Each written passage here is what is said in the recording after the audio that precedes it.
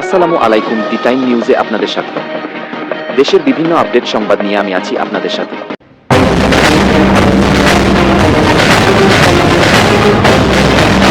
কুমিল্লার বরুড়া উপজেলায় সামিয়া নামের এক কিশোরীকে ঘিরে সৎ মায়ের নির্যাতনের অভিযোগে এলাকায় চাঞ্চল্যের সৃষ্টি হয়েছে। ঘটনাটি সামাজিক যোগাযোগ মাধ্যমে ছড়িয়ে পড়ার পর স্থানীয়দের মাঝে তীব্র ক্ষোভ ও উদ্বেগ দেখা দিয়েছে।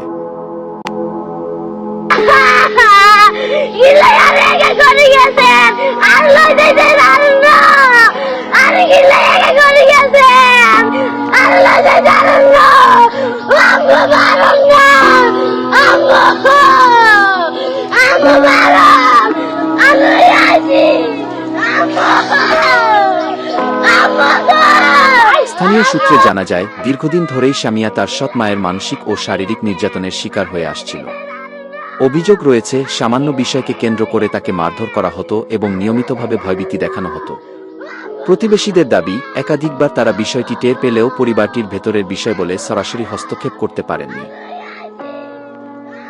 ঘটনার একটি ভিডিও ও কিছু ছবি সামাজিক মাধ্যমে ছড়িয়ে পড়লে বিষয়টি প্রশাসনের নজরে আসে।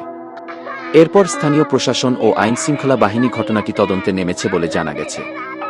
এদিকে মানবাধিকার কর্মীরা বলছেন, এ ধরনের ঘটনা কোনোভাবেই মেনে নেওয়া যায় না। শিশু নির্যাতনের বিরুদ্ধে কঠোর আইন থাকলেও তার যথাযথ প্রয়োগ না হওয়ায় এমন ঘটনা বারবার ঘটছে।